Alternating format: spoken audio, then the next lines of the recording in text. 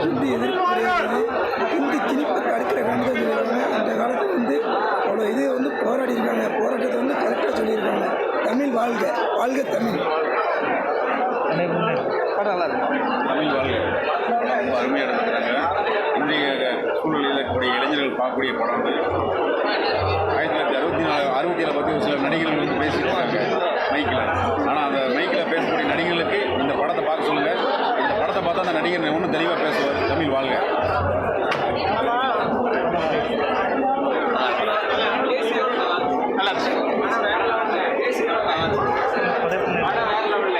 Super படம், வேற லெவல்ல.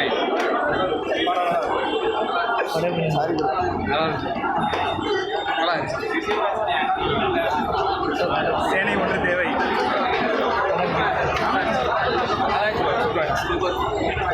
வேற லெவல்ல. தமிழ் வாழ்க, தமிழ் வாழ்க, தமிழ் வாழ்க.